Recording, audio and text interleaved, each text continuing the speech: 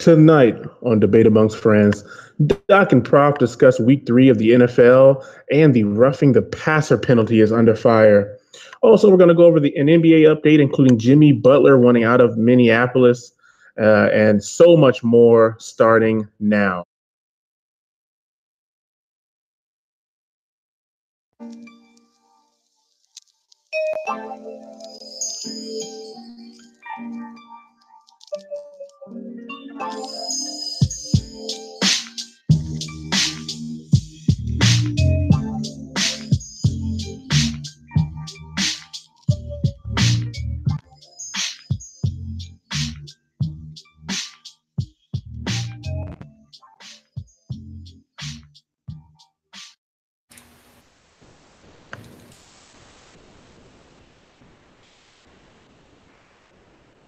Ladies and gentlemen of the internet, welcome to another episode of Debate Amongst Friends, live here on YouTube. I'm so hyped that the hype almost choked me up. But I am the Reeds of Wall Street, the Professor John Gotti, and always by my side, my client, who is the reigning, defending, undisputed podcast champ, Doc Lesnar. How you doing tonight, sir? I'm doing good, man. Doing good. How about yourself? I mean, I'm good, man. I mean, I said things last week that came into fruition. I obviously need to see because I got those reads. Hashtag Professor Got Reads. Make sure you pick it up at teesprings.com/store/debate amongst friends. But I'm doing good, sir. Where can I get those glasses? I mean, the Professor ones. You can pick them up right there on bespokepost.com, sir. Right there on Bespoke Post. The Professor ones. Rocking with my Professor ones. No, everything's good, man. I mean, what a week of football. I was actually in Maryland this past weekend, and I was so happy it was this weekend because the Bucs didn't play till Monday. So It's kind of just like, I'm not going to really miss anything too big. What were you doing in Maryland, though? Running some No one likes Maryland. Yeah, I know. It was actually pretty nice. I was just chilling in the hotel room. There's quite there's a person in business amongst friends who hate Maryland. A lady, not even a lady, a duchess who hates Maryland. I know. I was there. I was in Glen Burnie. I really wish I could have went and saw some of my family members, but I was really in the hotel just trying to conserve my resources. I even brought my Xbox with me. That's pretty funny. That's actually pretty funny. I mean, I heard you've been playing a lot of the 2K19, so I mean, before we get ourselves into it, tell people about your experience with the newest addition in the 2K lineup. So, it's September 26th. That means the game has been out, 2 or 3 weeks? Now, I'll tell you right now, I haven't put in. Actually, I take it back. I spent $4. There was a little special that they were giving out 17,000 PC. I couldn't pass on it. I mean, if you're spending all that money already, I mean, $4 is absolutely nothing. Yeah, well, I didn't spend any money. I didn't buy the game. My brother bought the game, and we have that game sharing, so we all share. And it's all good. It's all good. So my brother got the $99 one. And we need to come up with your brother for the show. Actually, we need to get him. He said that he said he wants to be on. Big Brother Lesnar will come on the show because he ain't scared like Stephen A. Smith. Still calling you out every single week. Exactly. No, but he said he wants to be on. He said he'll probably be a little rough around the edges. But I told him. Wait. The same Stephen A. Smith that put the Chiefs as his number 1 team after week 3. Now that is blasphemous, ladies and gentlemen. It is pretty ridiculous. But really quickly, I guess with 2K19, it came out September 7th. So this is the third week that it's been out. I've been playing it pretty much nonstop. I actually am up to an 80 overall, which most people, they spent the $99. They got I think with that $99 package, you get like 250,000 BC or something crazy like that. That's virtual currency, ladies and gentlemen, for those that don't know. Right, virtual currency, yeah.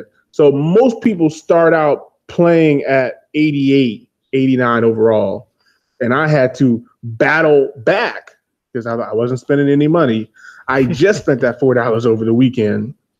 And I'm at 80. So, I mean, I've really been grinding. All of my badges for the most part are almost maxed out. I think I got about 3 or 4 more badges to go. So, I mean, if you see Dr. Wednesday night, on 2K, you want to on Xbox 2K. Gotta let that's right, on Xbox One. Yeah, because people like to be very elitist about it. And I chose a different path this year. This year is kind of weird.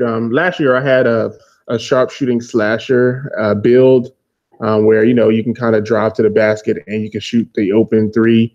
This year I decided to go completely to the opposite direction. I went center, which a lot of people don't play center.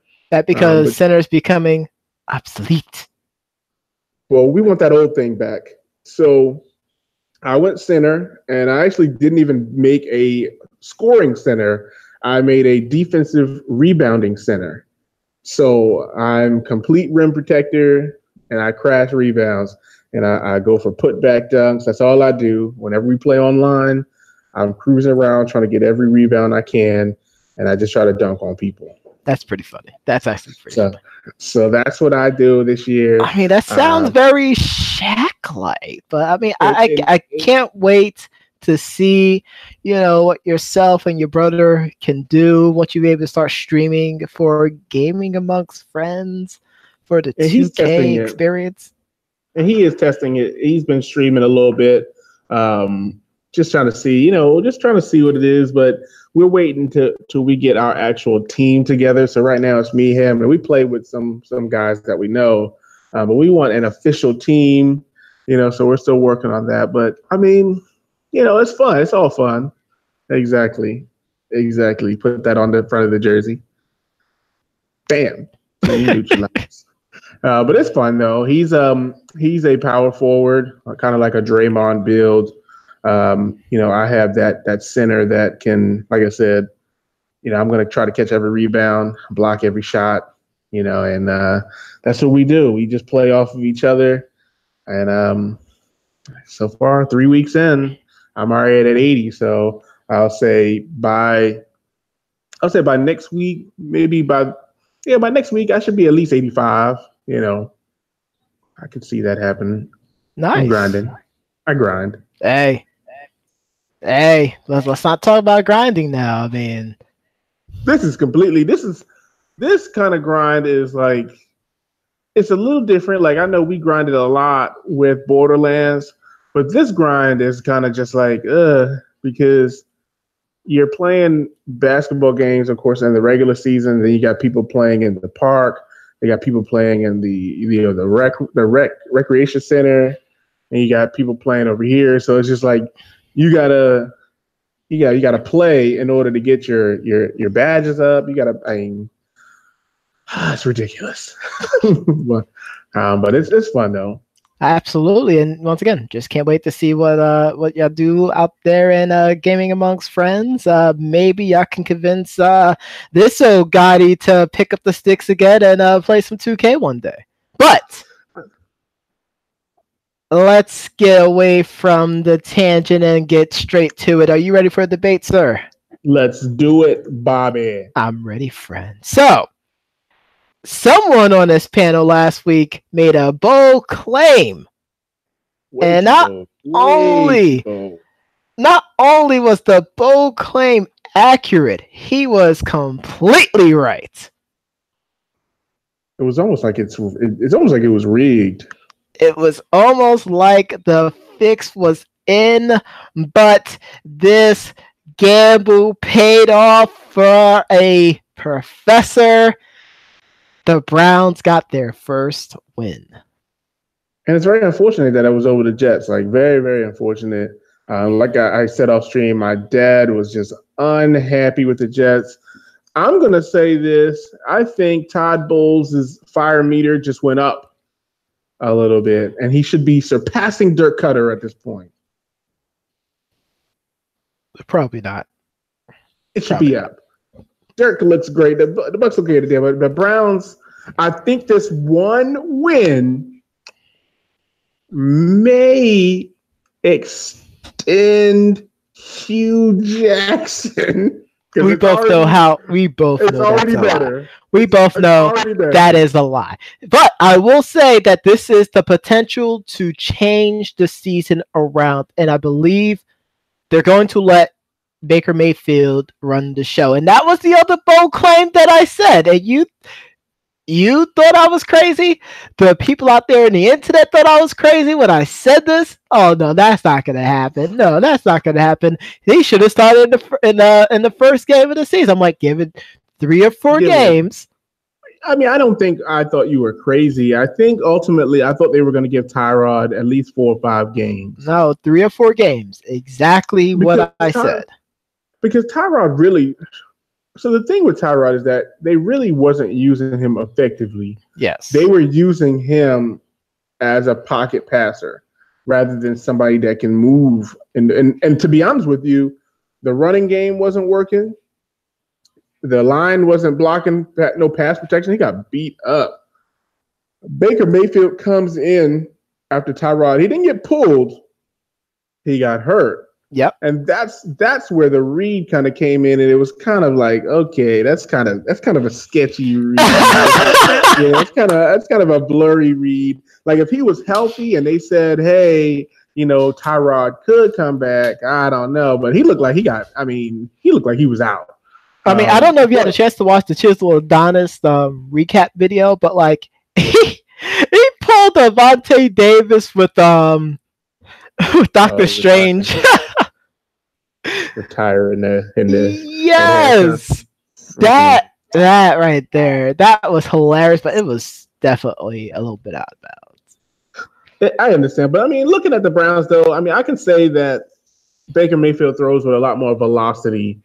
He has more power in his arm. I mean, he didn't seem to be scared. I think there was a lot of times where Tyrod was terrified to throw the ball, and he had some pretty good weapons. I actually had to drop their tight end because Tyrod just wasn't hitting him. Now I got to think about trying to go pick him up again if he's still free. Mm-hmm. Because I mean they're going to double Jarvis Landry. They got Coleman on the not Coleman. What's that? No, definitely Callaway. Not Coleman. Yeah, it's definitely Callaway. Coleman is the redheaded stepchild of the NFL this year. And there's so many teams that need a receiver. That's why it's so weird. And I still am looking at you, Cowboys. The guy's from Dallas. Oh, let's wait. It's perfect marketing wise. Let's wait for the Cowboys. Let's wait.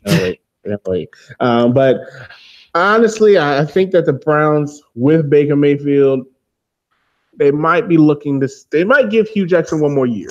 Yes, I completely agree. I feel like Baker can get them at least 6 or 7 games.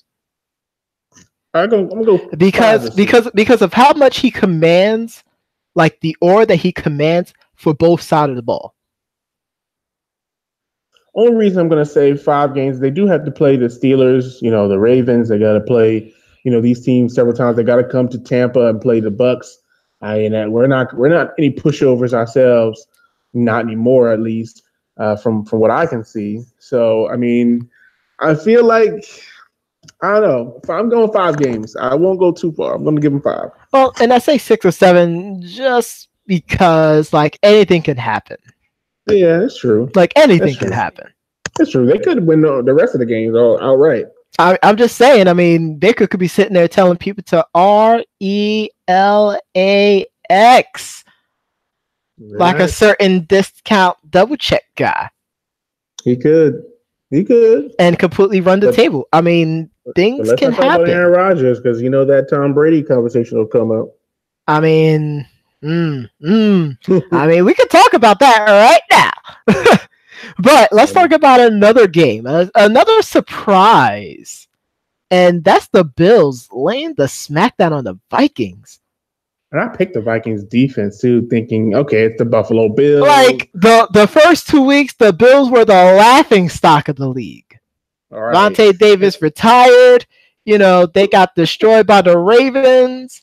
Like a lot of bad things were happening, and then suddenly the Bills are playing like they're trying to make it to the playoffs. But they didn't. It's not a great game. I mean, nobody really had a phenomenal game. I mean, Josh Allen, 15-23, 196. I mean, no running backs over 60 yards. I mean, Chris Ivory, I guess, is the one person that had a pretty solid game. I mean, would you say that's kind of balanced then, based on like the scheme that they're trying to play? No, that's not the scheme that they're trying to play. They just got lucky here. I mean, the quarterback had two touchdowns. I don't think that's what they're trying to do. The quarterback only had one touchdown thrown. I'm talking about 2 touchdowns. He had 2 touchdown runs. So basically, he scored all their touchdowns for the most part. What I would say, I mean, you're literally just letting the young boys play. Right. What I was going to say, finally, I see Kelvin Benjamin's name here. Yeah, in the stat line. Yes. Look at him. I see his name there, number 13. There he is. I mean, but he's supposed to be a number 1 receiver, though. Hey, he's supposed to be able to play with He's supposed to be a number 1 receiver. He should be having Chris Ivory numbers at this point. And apparently he's got a case of the drops also. But he got butterfingers. Yeah. Somewhere Bart Simpson's just laughing.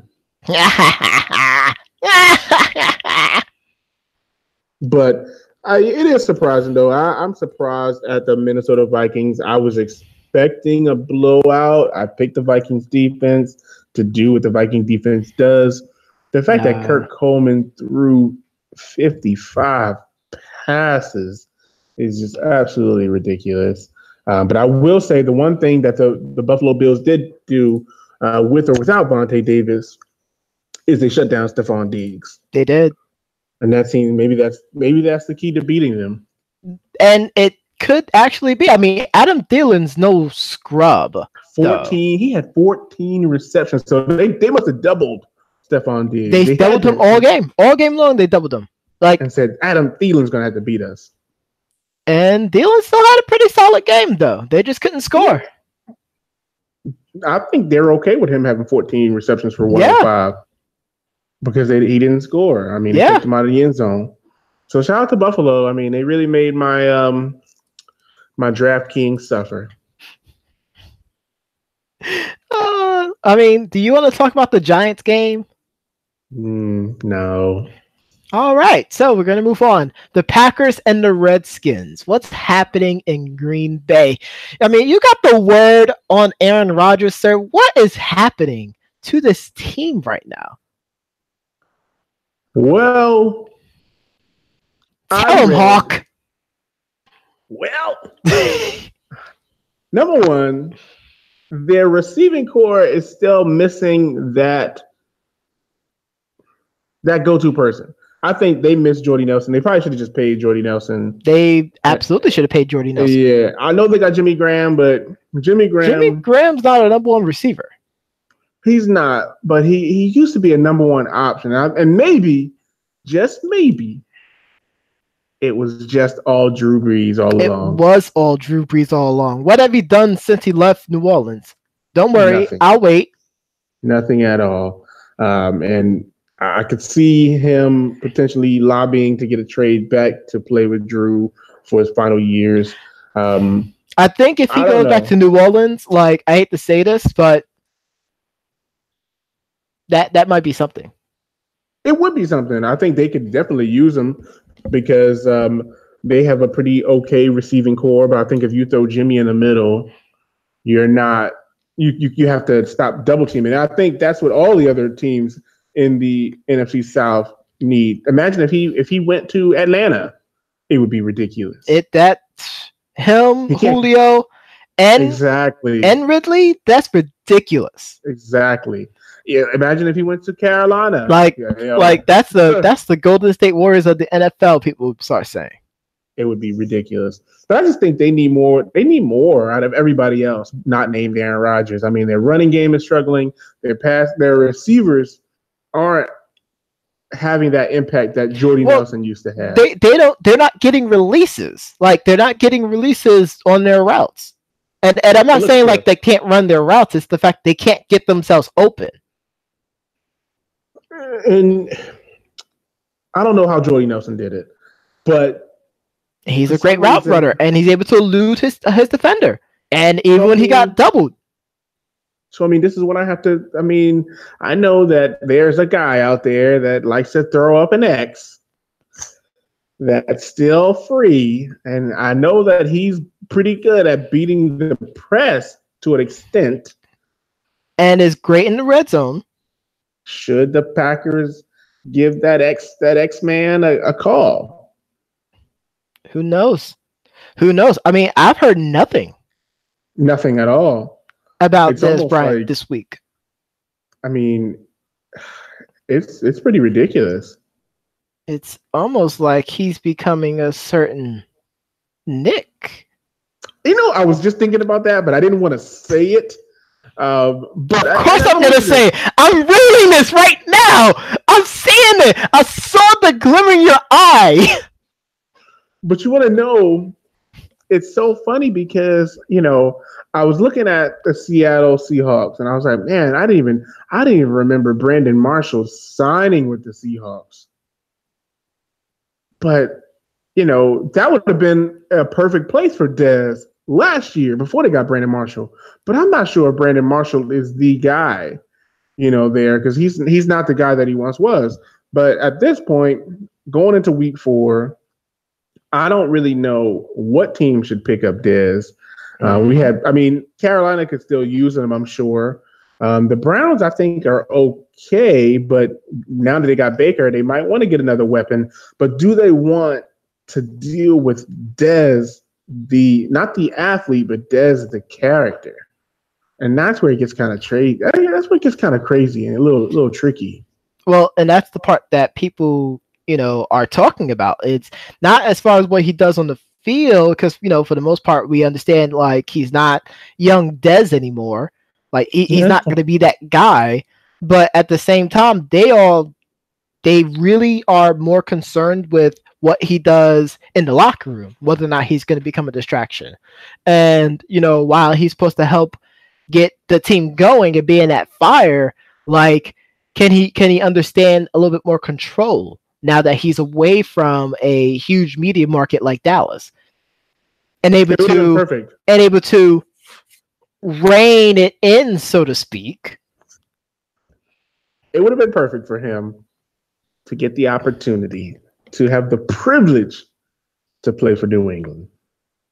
I honestly still feel like New England would have been a good spot, but I also felt like New England would have picked him up, and they didn't. I think they would have, yeah, because they got a great weapon in Josh Gordon. He hasn't played yet, but he hasn't played yet. That's the point. Like, people say, "Oh, now the Patriots are going to be fine. Now, like, everything's going to be great." Like, he didn't play football in a while, ladies and gentlemen. It's been a long time. But you know what's going to hurt him? What's going to hurt him is that people are going to expect him to be Randy Moss. That's exactly what they're going to say. That's exactly. Thank you for saying that. Yeah, because no one is saying that currently. They're going to expect him to do that. No, everyone is refusing to acknowledge the things that they are thinking when it comes to Josh Gordon wearing a Pats uniform. They're going to expect the same things back in that 2007 season. And honestly, it's not going to be the same. And honestly, their offense, although they have some of the same weapons, and I know they're missing Edelman, and they're missing only for next week's game. Yeah, just one more game. There's no way, and we can actually move on to that game and then come back to some of the other ones. They just look stale, like, you know. And I know people used to throw the word stale around in the Game Runners group very often. I know that, you know. I mean, obviously, a lot of people give, you know, certain twins way too much heat, but I think it's way justified to get that heat. I mean, you already know how I feel about it. I just think what, people named J Rich say that they're only getting the heat because they're twins. I really think that's probably the most asinine reason I've ever heard. But looking over, I mean, Gronkowski only had 4 catches for 51 yards. Mm-hmm. The 2 guys that I've dropped, I'm glad I dropped. This is like the second game this season that Gronk has been shut down like this. 4 receptions for 51 yards.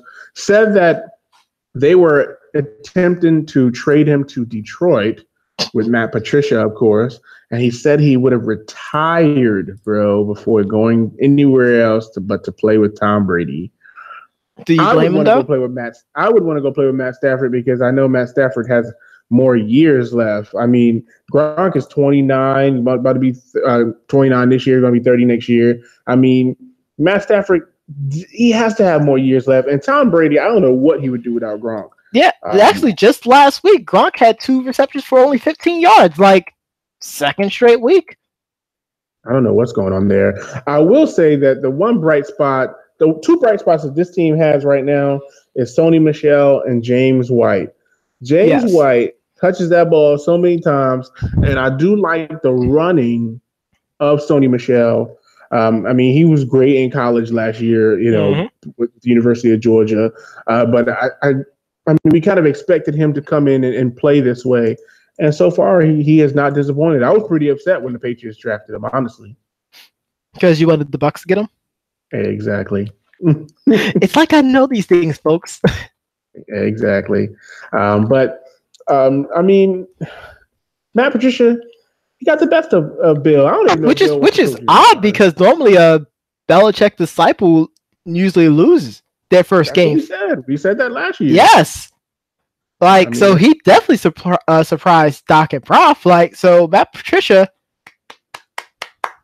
you did a good job, and I mean, you got us. Yeah. No, he doesn't get all that. He just get a couple of claps. That's it. That's all he gets. It's not the Super Bowl. They need to calm down.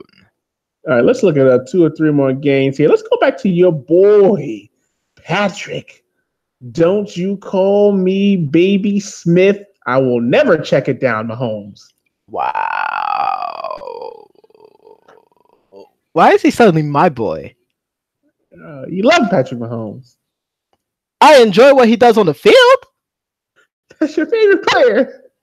Wow. This comes from the same guy whose favorite player was Edrudis Ilgauskas. I just threw up in my mouth. Yeah, let's move on. That is never ever. The Chiefs. That's disrespectful. Let's give you somebody good. Mahomes is. I mean, Mahomes and the Chiefs are still rolling, defeating the 49ers 38-27. Jimmy G is out for the year. Who, even with that torn ACL, could run faster than Ilgauskas. This is true, actually, ladies and gentlemen. he was actually pretty slow playing. Oh my God, I hated his whole game. The whole game. Everything. He was one of the first big men to shoot threes. Come on. He's the worst. Anywho, Patrick Mahomes threw for 314 yards, 3 TDs, 0 picks. I mean, they're another team that I feel like this year running backs are struggling. I don't know what it is. Because people are getting their front 7 much more intact. Yeah, altogether, what they ran the ball, 28 times in the game, so that's under 30 rushes. Yeah. And I think that's about the average now in the NFL. It's like under 30 rushes. Maybe 1 or 2 are doing a little bit more, but it's pretty much 30 and under for rushes. Whereas compared, it used to be like 40, almost up to 50. Ladies and gentlemen, we are getting to a passing league. And there's nothing against the NFL about it, but you're starting to see numbers dwindle when it comes to running backs. Running backs now have to be a receiver. Yeah, that's true. Or be really good at blocking. That's damn true. And I just did a quick look at the stats. Right, said, hike, take it, Donald! Gotta take it, Donald! Just looking at the stats really quickly for rushing yards.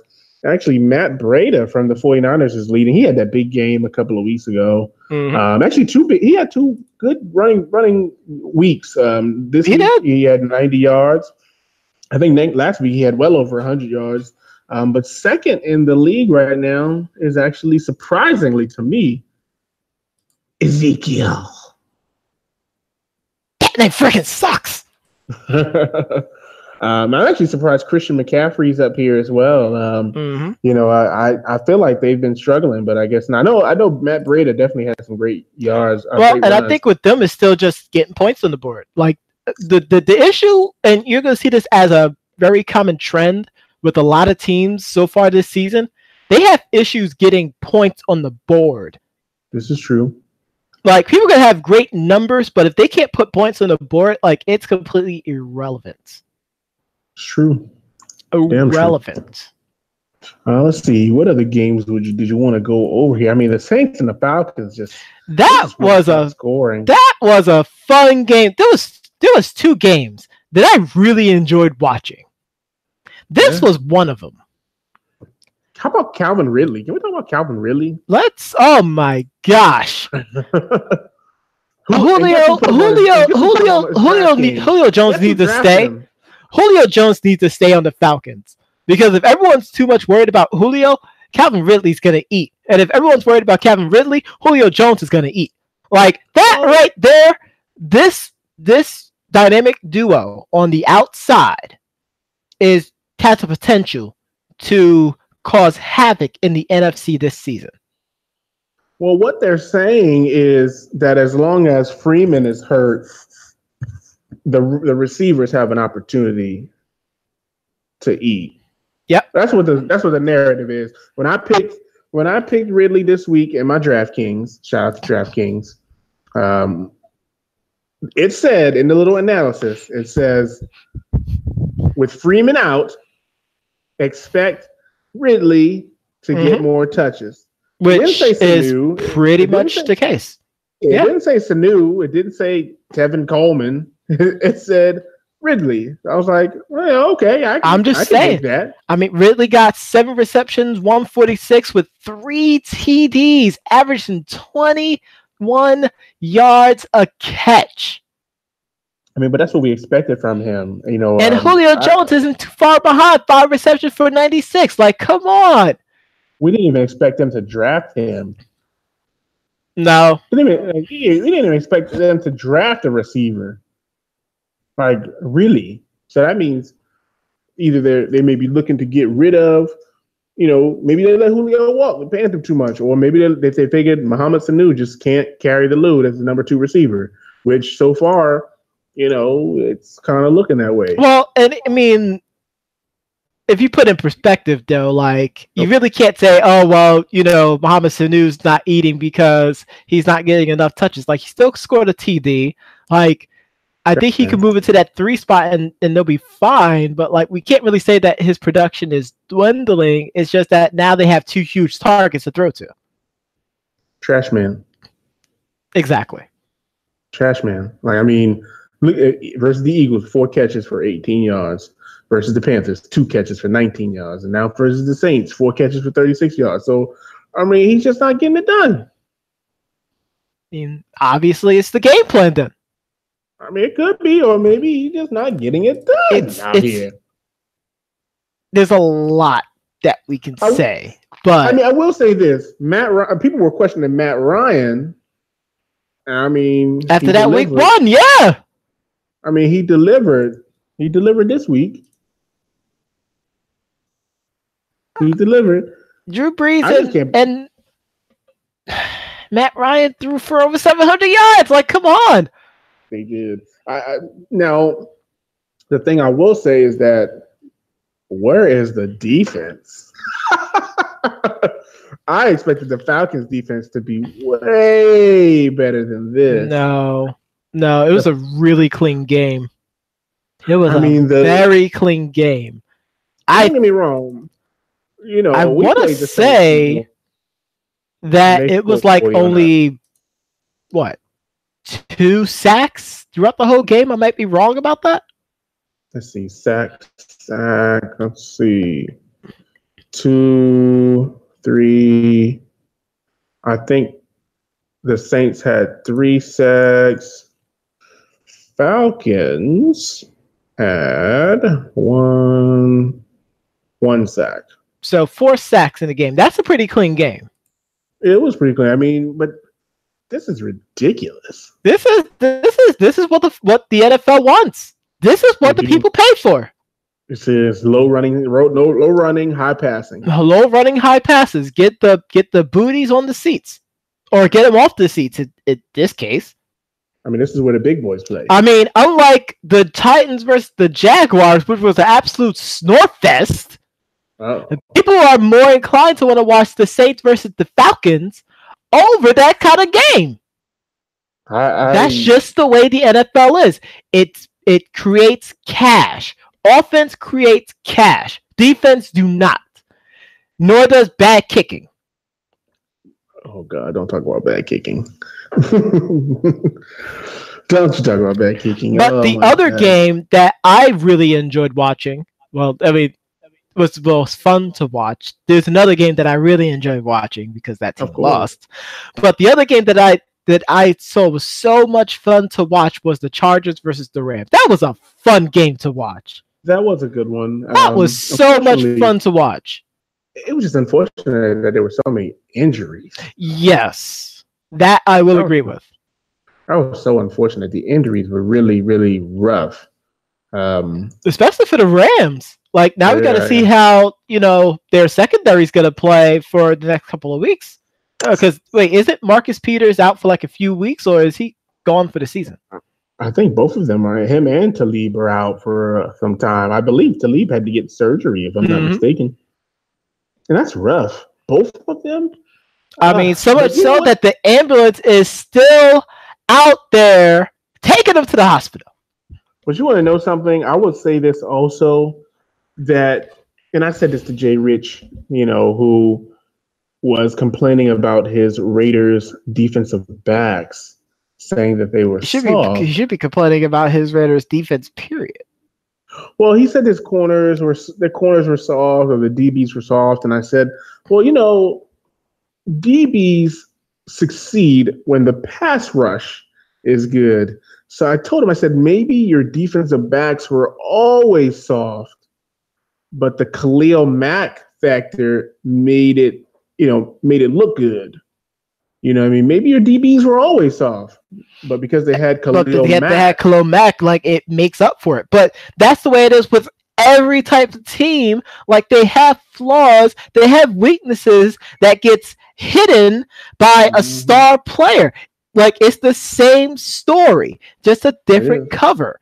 Like, don't sit there and complain about it now, because now people see the same things that, only small circuits, thought of before. Oh, well, maybe the defense isn't that good. No, it was always that bad. They just had a great player that disrupted the system. Agreed. Now, I don't know if you want to talk about that starry team first or last. Let's get this one out the way. Okay. Let's get this one out the way. Can we finally? Okay, so I had a chance to watch First Take and Undisputed about this game. And today on Undisputed, they asked, is it time to hit the panic button for the Dallas Cowboys? Sir, do you feel like it's time to hit the panic button? Yes, I think they're terrible. I don't think it's Dak. I think Dak is getting way too much heat for this. I think there's something wrong. I really think that there needs to be a coaching change. I've been saying this for the last couple of years now. I just don't think Garrett can do it. But everybody, whenever I say it, they're like, everybody's just like, no, he's not going to get fired. I'm just like, what is it that everybody else is missing that I'm not? I mean, I don't care who he is away from. He should be fired. Get him out of there. It's not going to happen. He's one of Jerry's boys, and that's the point. And Shannon Sharp made a great. Jerry never won with one of his boys. this is the funny part, and I'm normally, we enjoy mocking Shannon Sharp because Skip. But like he made a great point. Everyone on that roster right now were all picks of Jerry Jones. Jerry wanted each and every one of the people on that roster, both players and coaches. Everyone on there was handpicked by him. And this is the fruit of his labor right now. I'll say this. Defensively, he's done a great job. They got a great defensive line. They're going to have a great offensive line. I think Zeke is a great running back. I think Dak has an opportunity to be a great quarterback. They gave up over 300 yards still. They were on the field a lot. Seahawks look terrible. I ain't gonna lie. I don't know what was going on. You know what the worst part is, though? Even though the Seahawks looked terrible, Russell Wilson was still throwing freaking dimes. He was. Like, despite the fact that offensively, the Seahawks stink. Russell Wilson is still throwing dimes out there. He's out there running for his life out there, ladies and gentlemen. Like, he's out there just being terrorized. I think that... But Russell Wilson still had a better QBR. Russell Wilson didn't throw 2 picks. No, he didn't. But the Dallas defense is supposed to get better, though. Like, everyone was going, strutting around like a dang peacock when they beat the 0-2 freaking Giants last week. Acting like, it's time for us to go to the Super Bowl. Like, it's the 0-2 Giants. They love beating the Giants. Like, come on. They love beating the Giants. But let me tell you, though, I think, number one, they're going to tell you that Sean Lee got hurt. And that's why their defense gave up a lot more points. Sean Lee got hurt. But that also goes back to them not drafting a receiver in the first round. They drafted that linebacker, which a lot of people hated. Mm-hmm. But I mean, the only thing worse than the Cowboys play right now is Zeke Elliott's mid-crop shirts.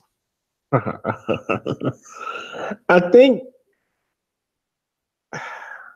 they're not. And I don't know if this is because of Travis Frederick being out. I don't know what it is, but their run game is just not as explosive as it was last year. And because of that, Dak isn't successful.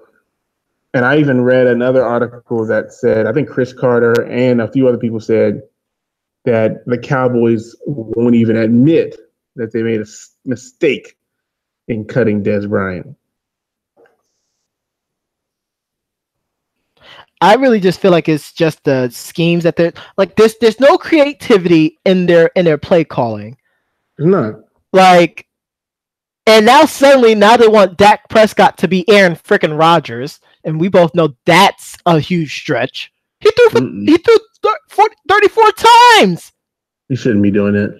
He should be doing it. 34 times. Zeke only had 16 rushes. 427. He has 127 yards out of 16 rushes. Give him the freaking ball. Just keep doing that.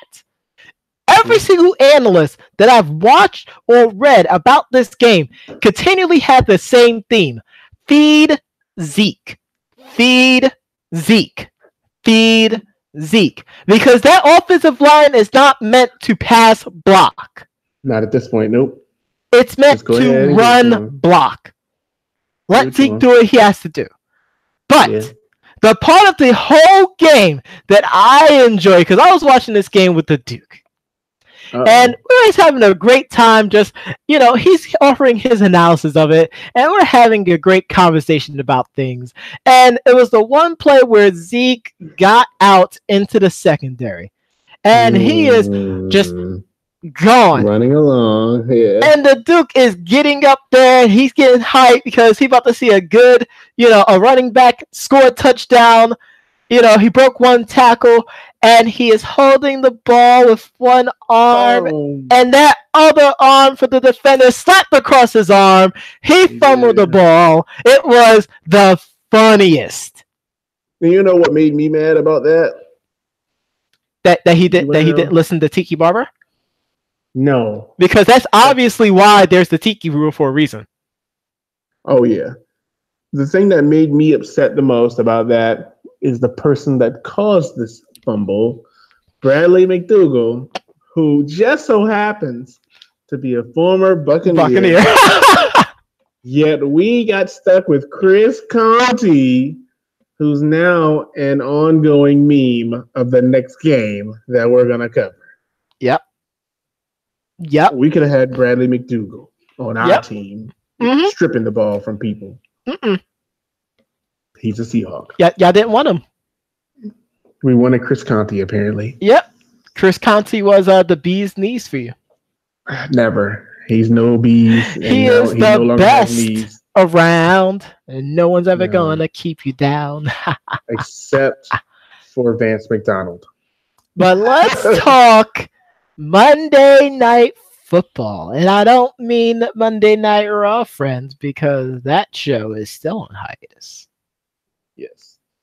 But I mean, I'm gonna let you ride. I'm gonna let the doc talk about this game, because this was the game that I said at the start of the season that the Buccaneers will lose, and I said that they'll be 2-1.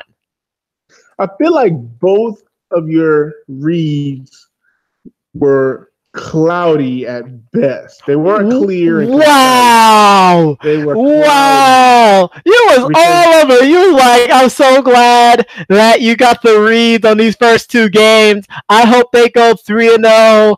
I hope the professor don't have the reads for that last game. Yeah, cloudy. Like, wow. Wow. Was I right? Yes or no? Huh? Was I right? Yes or no? Oh yeah. Then what's cloudy about it? Really cloudy. Way too much heat. I don't know. I mean, I feel like it's way too little heat at this point, because you refuse to admit that I was correct about it. I mean, I'm not gonna lie. You were definitely right, but I mean, this is cloudy though. I mean, first Baker Mayfield.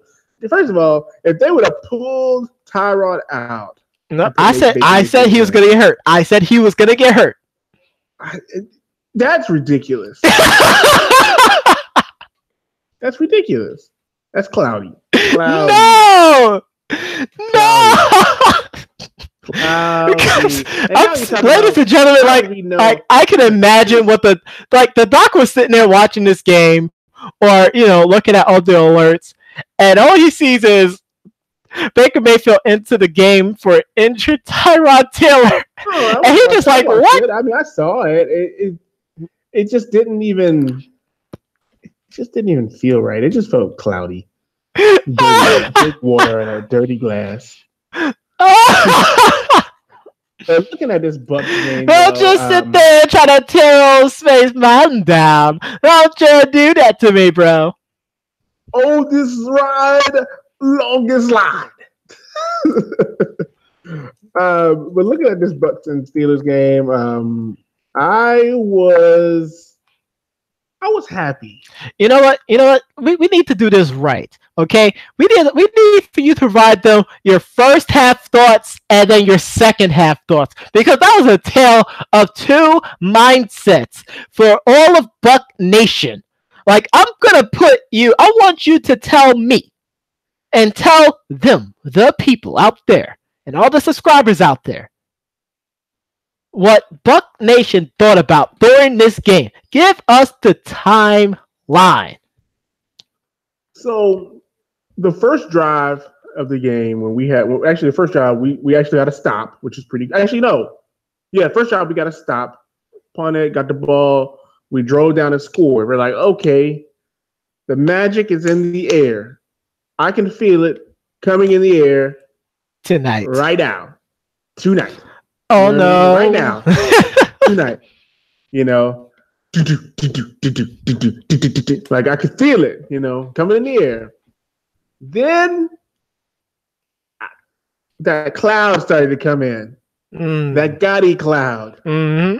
And it's like, we let them score. They missed a field goal. Great. Let's go back down and score. All of a sudden, now you're moving into this first quarter, and the offensive line's having a hard time picking up blitzes. Fitz is missing people wide open. some points of the game, it looked like his arm or shoulder was broken.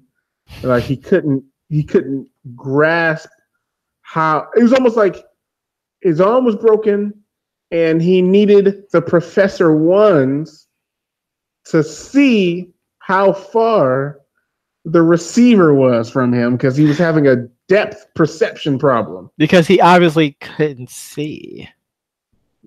Like, I'm sitting there and I'm like, what in the world is he doing? Like, he don't want to. The first half basically looked like he didn't want to start for this football team anymore. He wanted to just turn it back over to Jameis at midnight and call it a day.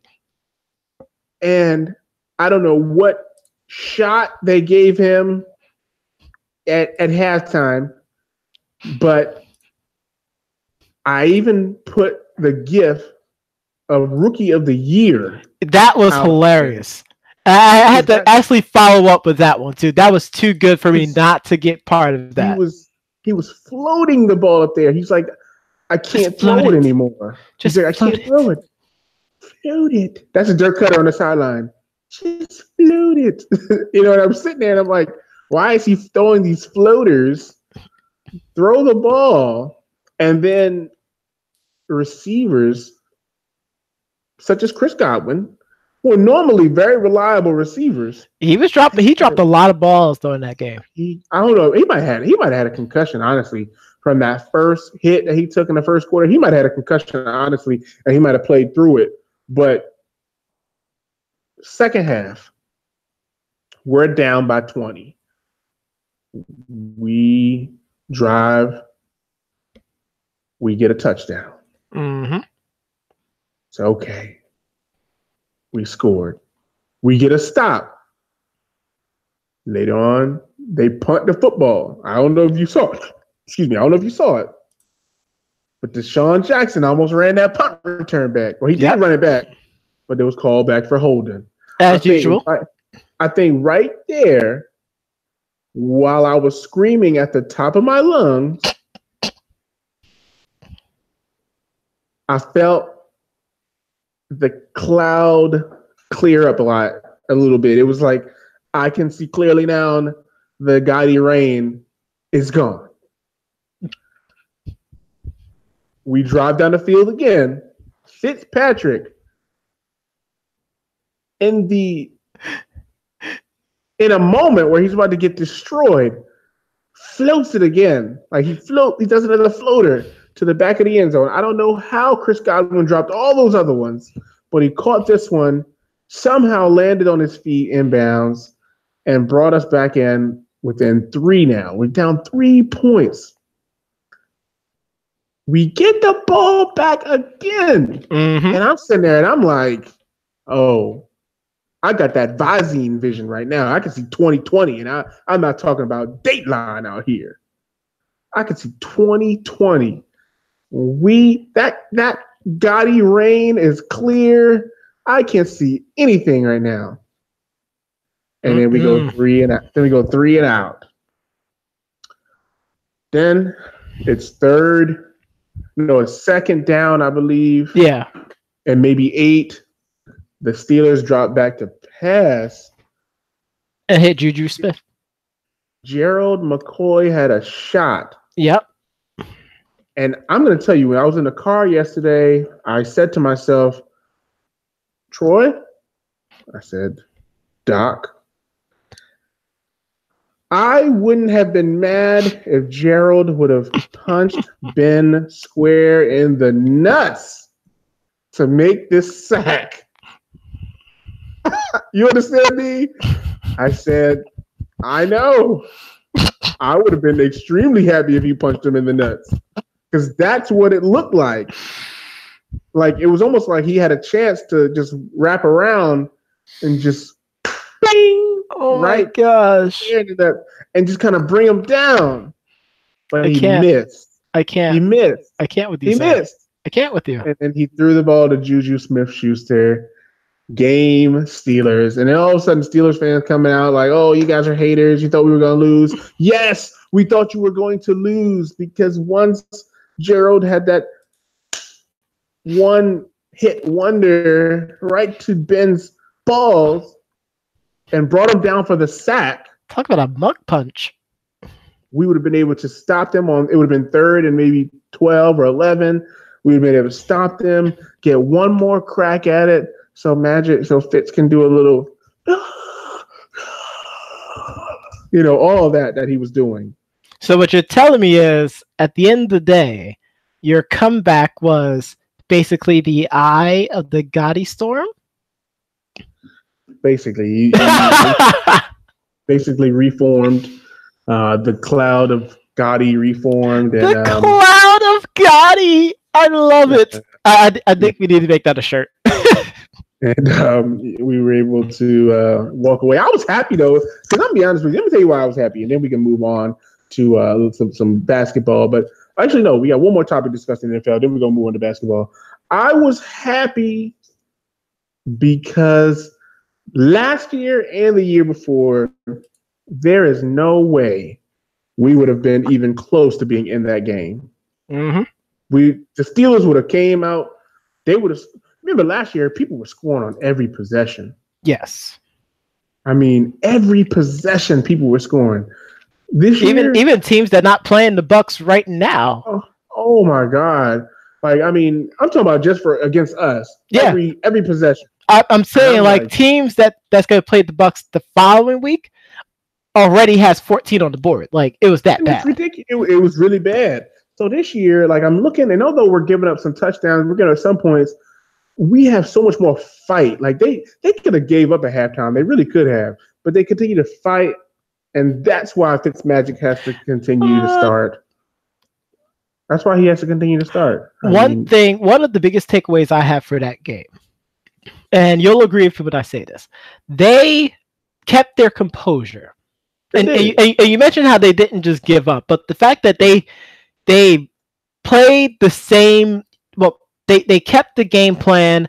They didn't just start throwing bombs in a poor attempt to try to make it back to the game. Like, they let the game come back to them, and they retook control, and they had the momentum. Now, granted, it didn't end the storybook way, but that was one of the things that I really enjoyed, and I feel like, heading into week 4, going up against the Bears, Bears. keeping Fitz behind center is probably the best move. It's, dare I say, best for business, because if they get into another situation like that, and I know you hate me bashing your boy Jameis, but Jameis would have been throwing bombs out there. Jameis, you know what? I think the only thing, and then we can move on really quickly, but the only reason that Fitzpatrick is having so much success is because he hasn't focused on throwing the ball to Mike Evans. I mean, he spread the ball out to everybody. Everybody's getting a piece of the pie here. Everybody's getting a little magic. You get some magic. You get some magic. And I think that's where Jameis needed to grow up, because it's like, if he felt he was in trouble at all, he's going to number 13. No matter what. It could be triple covered. I don't care what's going to happen. I'd rather throw this 50-50 ball to Mike Evans than to check it down or run. And I think that's where Fitzpatrick, that's where his veteran presence kind of just helped us. And I mean, this is the last time I'm going to say it, but I've been telling people they replaced Sean King with Brad Johnson. And it worked out pretty well for us. I'm not saying that Fitzpatrick is Brad Johnson-esque. I mean, it just so happens that it looks that way. But this offense is stacked. And if we could find a running game anywhere, like if we could just find somebody that could run the football. You could have had AP. I mean, that's the only reason that it's like you could have AP. The only reason I would even consider saying, hey, let's trade for Le'Veon Bell is just to see if he can run the ball with this offensive line. But I don't know. I don't know if he can do that anywhere else but for Pittsburgh. I don't know if he can. I hope he can, but I'm not 100% sure that he can. Yeah. Nobody who's left Pittsburgh, from my understanding, has gone on to have a successful career. Receivers, like, think about it. I mean, maybe Plexico Burress, maybe. He won a Super Bowl. He did, but I think everybody after him, like Mike Wallace, No. Martavius Bryant now. You know what I mean? Like I feel like when you leave the Steelers, it's like, you're leaving for a reason.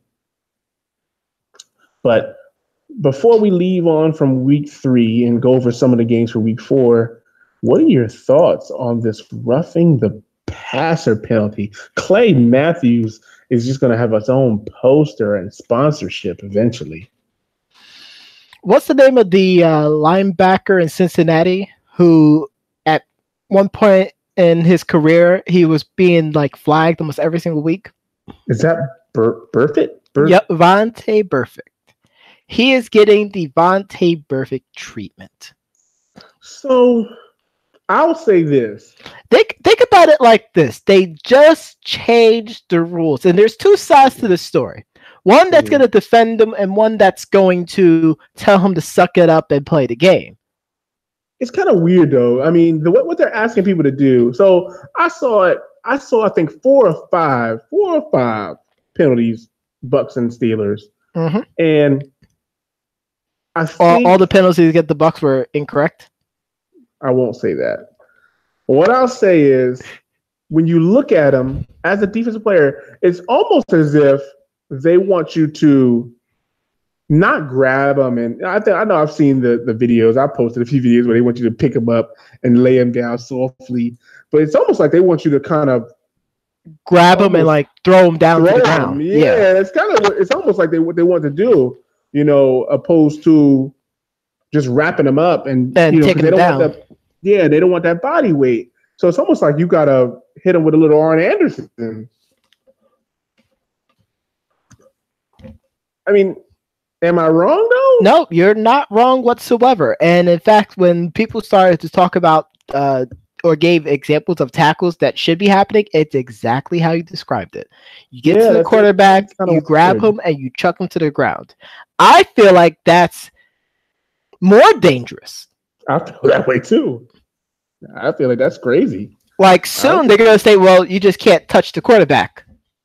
Now here's where, and that's the part where I agree with Clay Matthews. Now the other part is, just like how we had the slide rule. Now, you have to adjust to it.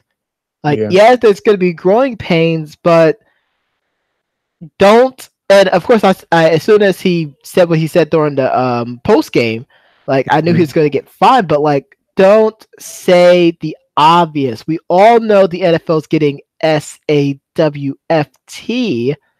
but don't sit there and acknowledge it as a member underneath the shield, because that basically paints the picture of the league even worse, because now the players are complaining. Like the NFL currently has issues with players wanting to get paid more money, because NBA players are getting paid a lot more money. NBA players are basically getting paid like baseball players. I know it's not the same, but they're getting up there as far as the scale differentials. So the one thing I will say is, I know one penalty that I thought was pretty comical. I laughed hysterically, was the one with Ben Roethlisberger. Mm-hmm. And I don't know if you saw it, JPP came around. I think they were close to the goal line, and I think he was being blocked, and I think he just swatted his hand or something, and it kind of grazed to the top of the helmet. Yeah. And then Ben Roethlisberger kind of curled up and fell over. He got a Andre the Giant chop to the forehead kind of thing. You know what I mean? Like oh God. You know what I mean? Like, it was really terrible. It was pretty bad. And that's ridiculous. Like that kind of stuff. I don't think the quarterback should be protected that much. I mean, this is still football. This is a sport that they signed up for. It's gonna turn out that way. Meanwhile, we have, freaking receivers that's gonna, or, gunners that's gonna sit there and blindside people. Like, right. But but don't worry about it though.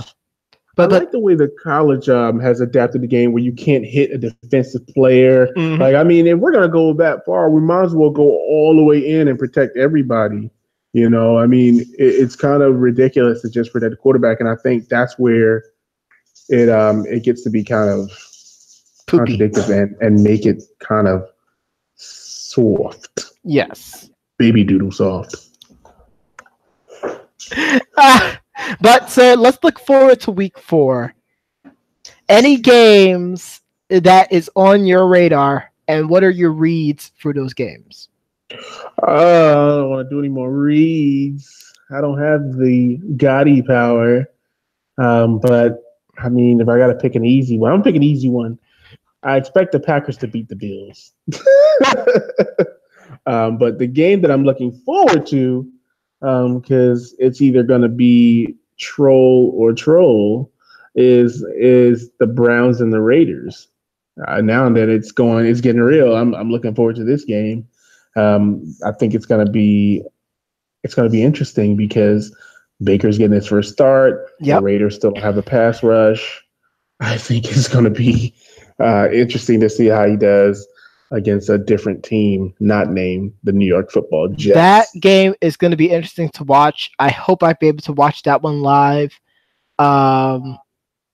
Another game I'm actually curious to watch, the Bengals versus the Falcons. It's going to be a pretty fun, interesting game to watch. It is.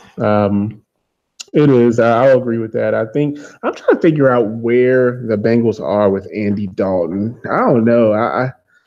I think he's just sitting back being comfortable, man. I think he's just comfortable in his life right now. And I don't know why. I mean, I don't think he's won enough to be comfortable. No, he's definitely comfortable. You can tell for like the past couple of seasons. And honestly, if he's comfortable, he must be drinking the same juice that freaking Jason Garrett's drinking because he's comfortable too. And he Absolutely. And the last game I'm actually interested about is the Dolphins versus the Patriots. Now, if the Patriots lose to the Dolphins, who are still undefeated, then they're going to be in some trouble. They're going to be in a lot of trouble. And the reason why this game is going to be so interesting is the Patriots are still favored to win the game. I am going to say that the Dolphins will beat the Patriots. That's my read for the week. I agree. I know my dad's already said the Jaguars are going to destroy the Jets because they lost to the Titans, and they're mad. I expect that the Bucks and Bears game will be interesting. Hopefully, we can contain Khalil Mack for a second or two, and potentially run the ball this week. I actually see the Bucks going 2-2 after this game. I mean, hopefully your cloud of, is clear. I can see that. I mean, the only reason I could see the Bucks win this game is because Mitch Trubisky needs that run game to be efficient. And I will give us credit. We have pretty much, with the exception of that last run by James Conner, we have done a great job shutting down the run this year. I agree with that. So if the Bucks can shut down the Bears' run and leave it all on Mitchell Trubisky, we'll win the game. That's the only way. If we leave it all on Mitchell Trubisky, he has to make all the throws. All the throws. All of them. Well, we shall see. I mean, the only other game is, I think the Broncos game is going to be a gut check time for Patrick Mahomes. Oh, I don't even know if the Broncos are still an NFL team. Are they? Yes, they are. Sorry. Wow. I think we need to go to the NBA because I can really feel Broncos fans like just getting so pissed off right now. I'm sorry. So you're NBA, not sorry. You're not sorry at all. I'm close to being sorry. No, sorry, sir. So the NBA, Jimmy Butler tells the Timberwolves, "Get me out of here. I don't like playing with Karl Anthony Towns, who also got extended this week. So that means they committed to Karl Anthony Towns. Mm-hmm. They said we're going to pay. No. It wasn't Karl Anthony Towns. It was Andrew Wiggins. He did. It was both of them. No. He likes playing with Cat. He doesn't like playing with Wiggins. That's so weird. Because Wiggins only cares about the money, and Jimmy wants to win. What? I'm telling you, this is exactly what I've been reading and I've been hearing. These are the facts. He said he likes to play with Cat. Cat's not the problem. So why wouldn't they trade Wiggins? They already gave him an extension. Because my thing was that it was Karl Anthony Towns. No. Because he number one, he'd be playing that Fortnite, number one. Number two, he's addicted to that Fortnite. Number two, as the local LeBron and Maniac has said on his Facebook, Cat is soft. What? He said Cat is soft. We need to get him on the show. We're going to have to get him on the show one day. We need to get him on the show because I need to hear his explanation about how Cat is soft. That's all he said. He said that man is soft. But he also thinks that, James Harden isn't good and all that good stuff. So sometimes I don't take all the he's starting to sound like, are you sure that's not Mel P? I wish it was Mel P. Mel P is easy to deal with. But Jimmy says, man, I'm out of here, man. I don't want to play with these. I ain't going back and forth with these guys. You already know how I feel about one destination. I mean, let's talk about it. He has various different ones. Apparently, according to new reports, his preferred destination is now Miami. And he talking about Wiggins only cares about money. If you go to Miami, you definitely only care about money. Exactly. Especially with Dwayne Wade now going into his last season. I mean, come on. You talk about money. I mean, come on. I mean, he's still playing in the East, though. So it depends for him to get into the playoffs as well. Doesn't have to work as hard. That's true. So let's see. I mean, although we have to see how the East actually plays out now because it's not a LeBron-dominated conference anymore. So let's just clear this one first because I hate it. Jimmy Butler to the Rockets. The floor is yours. Don't you hate it? Does that sound like doo-doo to you? I mean, I thought you'd be ecstatic for that kind of trade. Anytime someone wants to leave their team, you are always, and The Rock means always, the first person to say, come to Houston. Well, listen, we traded Ryan Anderson. Finally. And especially not to the Knicks. And a rookie that I kind of wanted to see play in Houston, Anthony Melton. I wanted to see him play in Houston. We got Marquise Chris, who, I don't know much about him. I know that he can stretch the floor a little bit. Mm-hmm. Brandon Knight had a little bit of knee cleanup. So, I mean, I don't know how successful he'll be this year or the beginning of the year. We still have Michael Carter-Williams and a few other people, but they're talking about trading both Eric Gordon and PJ Tucker to pick up Jimmy Butler, which I don't even know if we would even have the money to even re-sign Jimmy Butler. He's not going to get re-signed. And why would we want to do that? You understand what I'm saying? I mean, Daryl Morey was still out there in strip club. Oh my God, I knew it. Didn't I say that last time? I feel like he'd be in a strip club making these decisions. Throwing dollars away. Just throwing dollars. I think I want Marquise Chris today. Yay! You know what I mean? Like, come on, bro. So let's. I mean, where do you feel like he should go then? I kind of like the idea of him going to the Phoenix Suns. I don't know how they would make it work, but I don't think, and I don't even think the Phoenix Suns wanted him. I think the Phoenix Suns were trying to get in so that they can try to steal Goran Dragic away from the Heat. I think they were trying to kind of get in there and just kind of steal him. But if Jimmy Butler was to go to the Suns to play with now having a DeAnthony Melton, a Devin Booker, a Ayton, they get Ryan Anderson now. Yep. You know what I mean? They might have something. I don't think the Suns are going to get him. Like that right there, that's just, I can't see it. I honestly can't see it because sometimes the Suns are so backwards in their methodologies for stuff that it's ridiculous and it's almost humorous as well too. So yeah, I don't think the Suns are going to get him. So the Heat have said that they want to keep Justice Winslow. They want to keep Bam Adebayo. They might be willing to give up Josh Richardson. They even said that they would be willing to give up their big man as well. I mean, Bam Adebayo obviously would replace him, but Whiteside. I mean, yeah, they would give up Whiteside, but they would. He just signed a contract 2 years ago.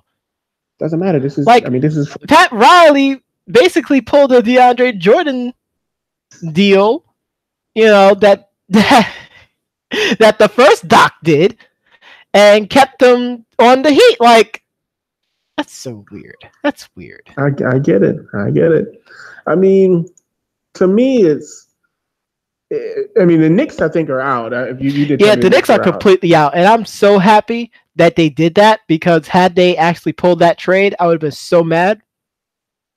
So mad. Not even funny. Just so mad. Let me see here. Let's see if there's. I'm trying to think if there's anything that could be a good trade. So let's see. The Miami Heat, if they gave up Whiteside and Dion Waiters, that would be enough. That'll be enough. In fact, do they need Whiteside because you know what? I gotta take that back because I think the Timberwolves said that any team that they trade with is also going to have to take Jang, the center. So Whiteside and Dion Waiters coming in to play with Wiggins. You still got Cat. I think Cat and Whiteside would be pretty tough. Yeah, that'd be pretty tough. Yeah. I like it. I think they should try it. Yeah, I mean, I guess. As long as it's not the Knickerbockers. We know. The Brooklyn Nets. I mean, we're really going to talk about the Brooklyn Nets? We're really going to talk about them? Are you serious right now? October's only a few days away. Yeah, but we're going to talk about the Nets? I mean, you got Jarrett Allen, you got Carlos LeVert, D'Angelo Russell. No. I mean, they would have to give up all of their first round picks for the next 6 years. Like that would basically, God. The whole 6 years. I don't even think you could do that. I think you can only sell two. You can only trade 2 or 3 at a time, but they would have to sell. They would have to sign an IOU. Like, you're gonna get this pick one way or the other. That's ridiculous. Like, it would have to be like a 3-team trade, and the other team would have to give up like 3 second-round picks. Like, that's ridiculous. So we're gonna skip past the Nets. You were right. Why would you do that? Say, how about the Clippers? The Clippers has got to be open. Yes, everyone. There's no one that's safe on the Clippers. No one is safe. So, I mean, the Clippers could probably put a deal with Lou Williams and Tobias Harris. Yep. Which I think Tobias Harris with Wiggins, with Jeff Teague, and Cat, Lou Williams. I mean, Williams coming off the bench. I think that'd be legit. That'd be pretty good. Obviously, you'd want to throw in a pick or two. You want to get something back. If you're the Clippers, I don't know. We have to wait and see. I think he'll end up. That good? I think in Chicago he was good. You see that? You see what I did there? I did see what you did. I hate this. I hate you, Daryl Morey, for even bringing this up. The Rockets would offer Eric Gordon and PJ Tucker. Yep. And then they would have to add another team to make it work. I don't like it. I don't like it. Why can't they should keep their nose out of this one. Well, before we let you get stressed so much, I think we should get to our end game. Please. Because you are just like out of there right now. Because you know what? I don't want to go to sleep and then wake up and then the trade actually happens. Yeah, like, oh, the Rockets trade Eric Gordon. I highly doubt that they would trade away those two pieces. That's a Gotti read, and you can take it to the bank. I mean, I'm hoping that this cloud listen, I don't know how. I like Eric Gordon a lot. You know what I mean? But if they could trade him. Nope. Sir, let's go to our final thoughts. You're about to just don't jinx it. Don't jinx it. They're like, oh, we want this super team. Just leave it as it's not gonna happen because the more that you want me to tell you what, the more that you say this, you're giving Daryl Morey more ideas because you're in his ear. You're in his ear, and you're giving him more trade ideas. You should stop while you're ahead right now. Yeah. All right. Final thought. Go for it, sir. The Sir Tiger Woods got a win this weekend. He did. At the East Lake Golf Club in Atlanta, Georgia. But you know, some people talk about Tiger like he's some kind of bum or something. This guy is still ranked 13th in the PGA World Tour. So, I mean, I don't really understand how they talk bad about Tiger like that. But, yeah, he got a chance to win +1. I mean, minus 11. I guess minus 11 strokes, which is not terrible. He played pretty well. Got a chance to dominate in Atlanta. Shout out to Tiger. But I think also, I mean, again, my brother Shadow 0429, or I guess 0429, and myself, Dr. Wednesday Night, again looking to create a 2K team at Xbox One. If you are of free agency, please, reach out to us. We'd love to play with you, at least give you a run, and see if we can make a team without trading for Jimmy Butler. That is fair.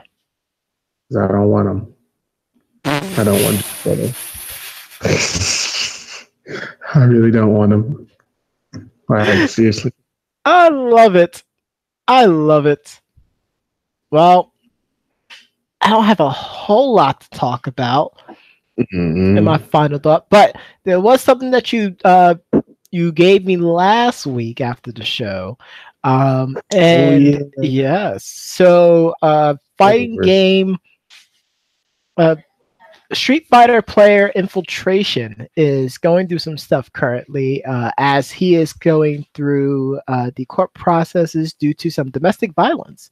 According to many stories around the interweb, he was potentially trying to choke out his wife, or now ex-wife now. And it actually put the fighting game community on tilt a little bit. A lot of people were demanding that he'd been taken off of all of his upcoming events that he's going to be playing at. They're waiting for Panda Global to actually come out with a response, and they did actually, and I'm going to read it right now. And they said, we've been trying to. People assume that they'll pull him, Infiltration, from the Tokyo Game Show competition, which actually just happened. We've been trying to deal with obtaining actual records, getting proper translations to make sure that we have everything right, everything accurate, everything with full, complete story, because this is serious. We have never condoned someone who has done domestic abuse. You can imagine the sort of actions that I would take regarding this. So they're still waiting on all the facts from it, and translations aside, like this is a very, very serious issue. We literally had the NFL basically gasping at straws and basically doing damage control for like the past 5 seasons because of domestic abuse, and now they got up to the point that we're at right now. So this is something that because the FGC, because esports is becoming so much more mainstream, like the whole world is now going to have a much more critical eye on the oncomings and the ebb and flow of these players. So once we get more information, we'll definitely be sure to report on it. So that is my final thought for tonight. What a pissant.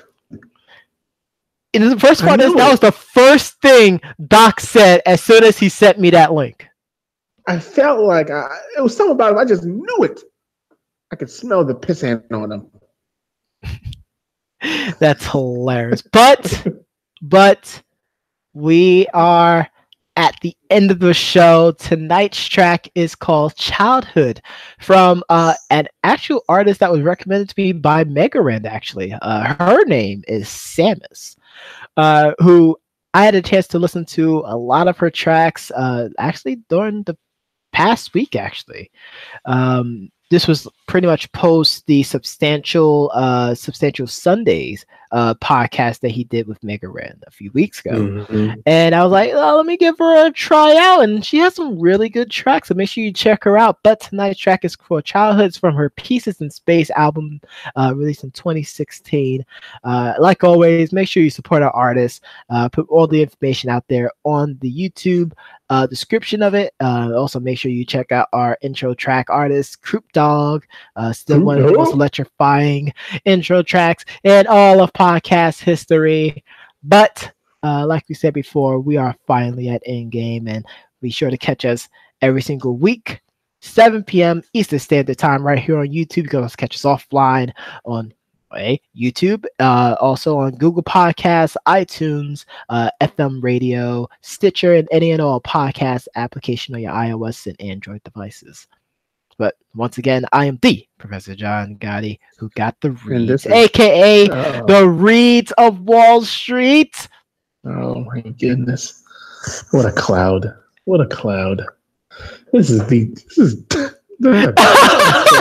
beast. Doc Lesnar, Dr. Wednesday Night himself, the great Docini. And we'll catch you again next time.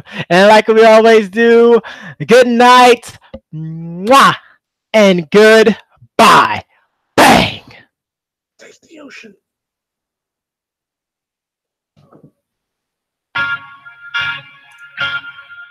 This is a song about being a kid.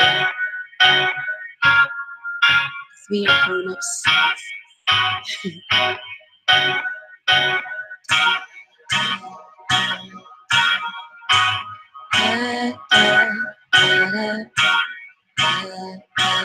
Yeah. Hey. Yep. My folks, fresh off the plane, they both weathered the pain with postcards and they prayed for some co-stars. Had a baby like Mozart, guitar virtuoso. Like Tom Morello with Zach De La Rocha. While I did homework pronto on the sofa reading Road Dog. Booted up the console, one controller for my Road Dog. Ride with Koji Kondo, then with Toast Tool in my go-kart. Bro, I throwing combos, going postal, yelling, Ultra! Hoping Papa don't preach like he usually do. Make a big speech, he a choosy dude. Yeah. And mama cook, eats like a goosey soup. Right before sleep, I love Lucy too. Now we singing Nick at Night. The place for TV hits. Now I'm tripping like I'm Dick Van Dyke. Damn, I miss when we were kids. Steady tripping like, let's go away for a while. I'm a child. It's a strange and distant land where we only speak the truth. Everyone understands how we play back in the day. Yeah, Instead of bitches and hoes, we talk glitches and hoes and plot twists and the pros of the Mach 6. With steady giggles and lows, we went through each of the shows on Fox. Kids wanna slow the clock ticks, passing time, talking Skywalker, Cyclops or Cyberman, Arkham Asylum and vibe where the sidewalking. Guile to MacGyver to Pride Rock to Frylocking, fights with Nuke Skybot or Psylocke and Psyduck. And I spent a summer overdosing on Pokemon, chilling with my brother on the sofa while home alone. Anytime it thunder, then we wanna run close to mom. I remember posting with my bros in Hiroshima. Yeah, whether Christmas or it's Halloween, fuck a distance, they will always be a part of me. If life a RPG, I want them in my party. We a army, thick as Zephyr Filbert in the modern wallaby. We gotta be. Let's go away for a while. I'm a child. It's a strange and distant land where we only speak the truth. Everyone understands how we play back in the day. Let's go away for a while. I'm a child. It's a strange and distant land where we only speak the truth. Everyone understands how we play back in the day.